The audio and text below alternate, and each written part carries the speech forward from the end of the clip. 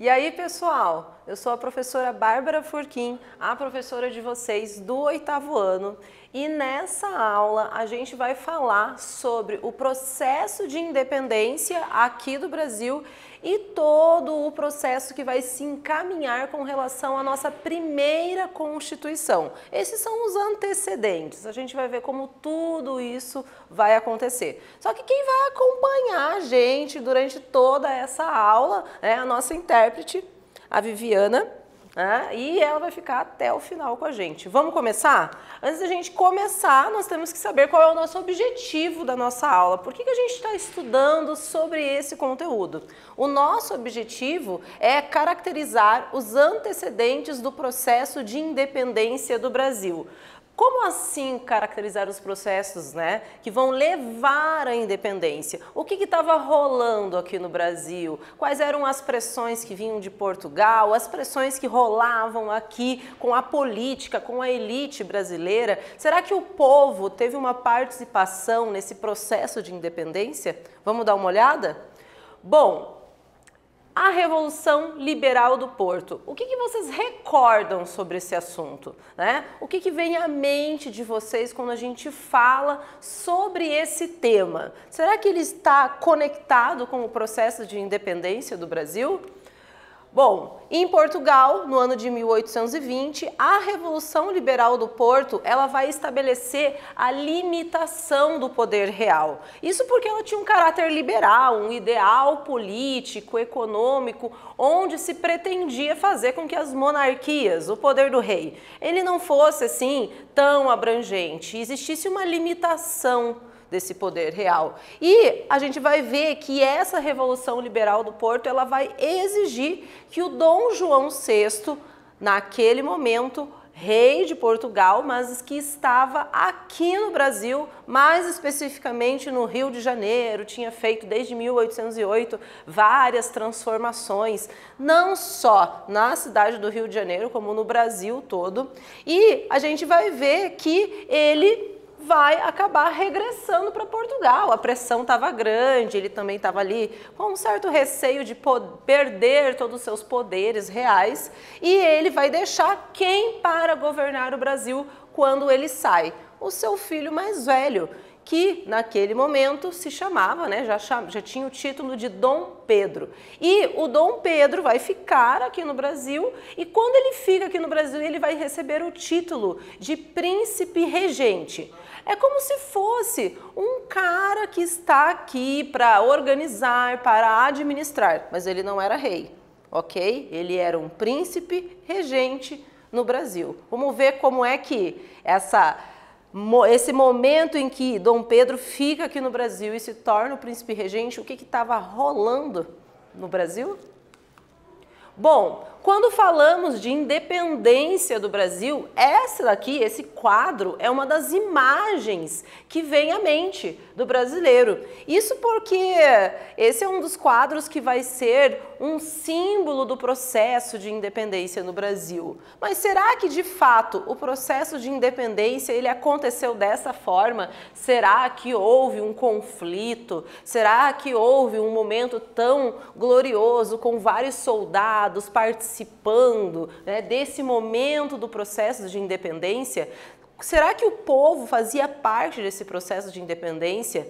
Existem algumas histórias, algumas coisas que falam sobre a nossa independência aqui no Brasil, que a gente vai ver que, na maioria das vezes, falta alguns detalhes a mais. Então, o que a gente vai ver? Nós vamos ver que, de certa forma, esse processo de independência não vai deixar o Brasil um país como uma independência total dos laços com Portugal, não vai ser imediata e que vai contar com a grande participação de uma elite econômica brasileira. Vamos dar uma olhada então como é que rola tudo isso?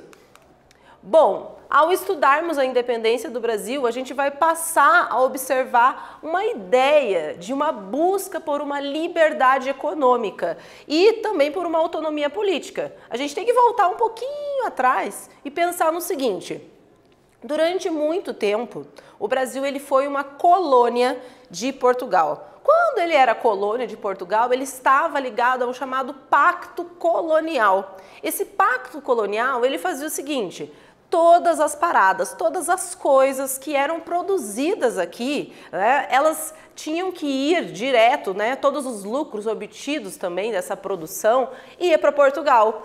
Os donos, proprietários de terra, né, as pessoas que eram mais abastadas aqui não tinham uma liberdade econômica, muito menos política, porque a política ela era dominada, né, por essas elites que vinham de Portugal aqui.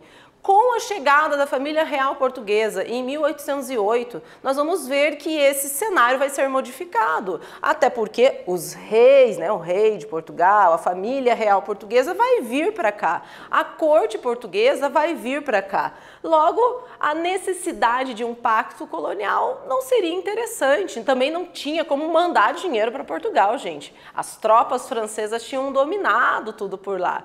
O lance era modificar essa estrutura e essa estrutura foi modificada através de acordos, da abertura do porto, acordos e tratados em que a Inglaterra vai sair com muito lucro nesses acordos, inclusive. E daí a gente vai ver que esses ideais de liberdade econômica e autonomia política, eles já estavam na cabeça da galera aqui. Até porque essas ideias eram ideias que já estavam rolando lá na Europa, ó, há muito tempo. Inclusive, essas ideias já estavam chegando aqui na América e já estavam despontando o processo de independência dos Estados Unidos, vários processos, né, de briga, de tentativas de independência na América inteira. Então, essas ideias que nós chamamos de liberais, né, que tem toda uma influência iluminista, inclusive, né, no movimento filosófico, elas vão estar aqui, né, nesse momento que a gente vai ter o nosso processo de independência no Brasil e elas vão também moldar a dinâmica sociocultural do nosso país.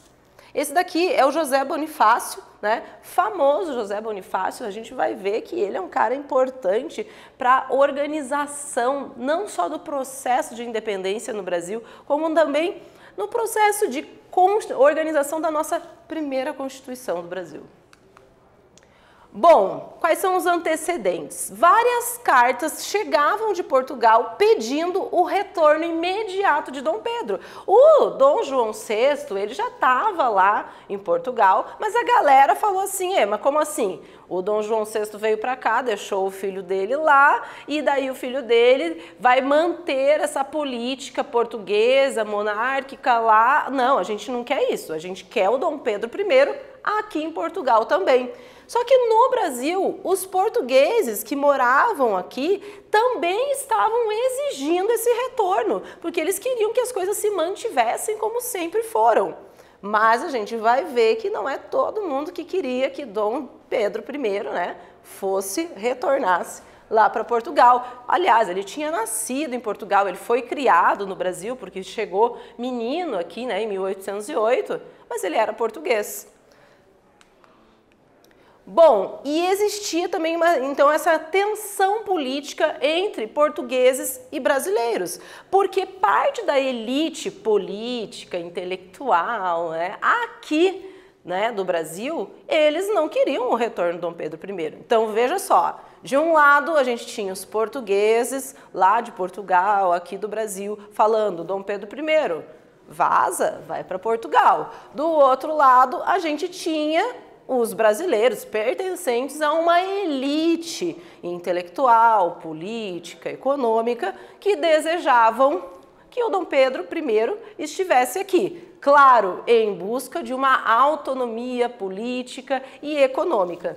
Bom, no dia 9 de janeiro de 1822, o Dom Pedro ele vai receber um manifesto com mais de 8.000 pedidos de pessoas do Brasil que falavam assim: fica aqui, Dom Pedro, se mantém aqui. Inclusive, boa parte dessas pessoas que responderam, que fizeram parte desse manifesto, eles pertenciam a grupos de maçonaria, onde os maiores representantes dessa elite brasileira, eles já faziam parte, vão acabar, inclusive, fazendo parte de vários manifestos, né, de várias ações políticas aqui dentro do Brasil.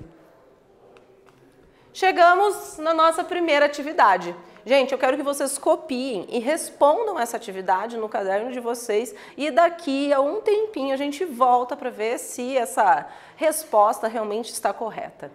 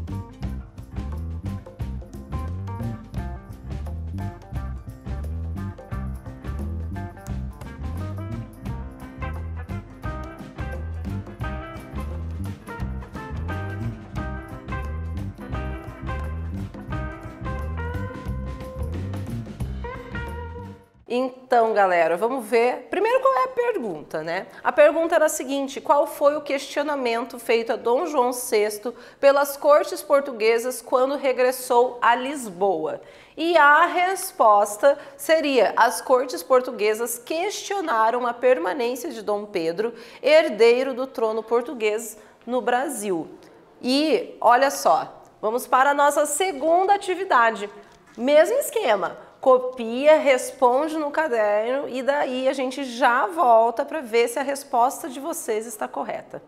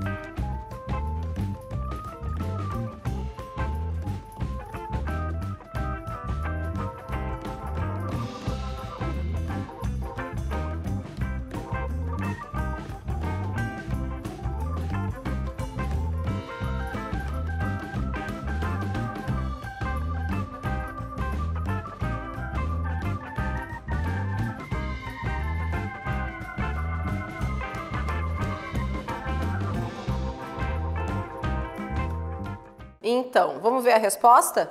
Bom, a pergunta era a seguinte: quais consequências a elite brasileira entendia ser possível caso Dom Pedro retornasse a Portugal? O que eles imaginavam? O que poderia acontecer com o Brasil se o Dom Pedro realmente voltasse para lá? A elite brasileira ela entendia que o retorno de Dom Pedro levaria à restrição da autonomia econômica e política, ou seja, talvez existiria a possibilidade da gente voltar àqueles esquemas do pacto colonial, onde não existia uma liberdade econômica, nenhuma representação política aqui. Bom, em meio a toda essa briga, né, essa disputa entre Dom Pedro volta para Portugal porque os portugueses assim queriam, de um outro lado, os brasileiros da elite brasileira desejavam que Dom Pedro permanecesse. Em meio a todo esse jogo político, a gente vai ver que no dia 9 de janeiro de 1822, isso vai ser antes ali, né, daquela data que a gente conhece como a data da independência, o Dom Pedro I, ele vai fazer lá um discurso para um grupo de pessoas, né, que estavam ali localizadas naquele momento, e ele vai dizer o seguinte, né, se é para o bem de todos e felicidade geral da nação, estou pronto. Diga ao povo que fico. Quando o Dom Pedro I ele fala essa frase, ele na verdade está dizendo, olha só, se é para a alegria da elite brasileira, dos comerciantes, dos políticos brasileiros, diga a todos que fico. E ele realmente fica no Brasil. É a partir desse momento que Portugal vê que não existe a possibilidade desse retorno de Dom Pedro I, né? Então, vamos ver que o dia do fico ele é uma data especial e importante já para a gente saber como estavam sendo desenhados esses antecedentes da independência do Brasil. Bom, a permanência de Dom Pedro no Brasil vai ser um passo fundamental ao rumo da independência. Na verdade, a independência ela já estava ali praticamente, né, entendida que ela iria acontecer. Aqui a gente tem um retrato do Dom Pedro I, né? E no dia 4 de maio de 1822, qualquer ordem de Portugal somente seria cumprida com o aval do então ainda príncipe regente, o Dom Pedro I. Eles até chamaram, inclusive, esse momento, né, esse episódio em que todas as ordens de Portugal só aconteceriam com o aval do Dom Pedro como cumpra-se. Chegamos na nossa terceira atividade. Gente, leia aí com atenção essa atividade, respondam e a gente já volta daqui a alguns minutos para ver se está tudo certo.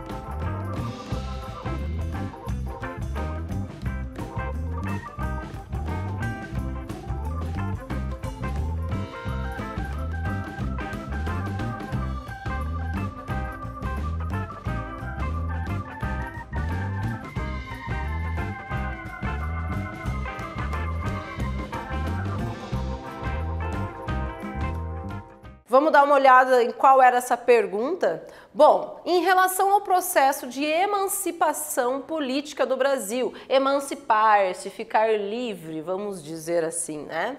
Explique a seguinte frase. O dia do fico foi um grande passo rumo à independência do Brasil. O que isso quer dizer?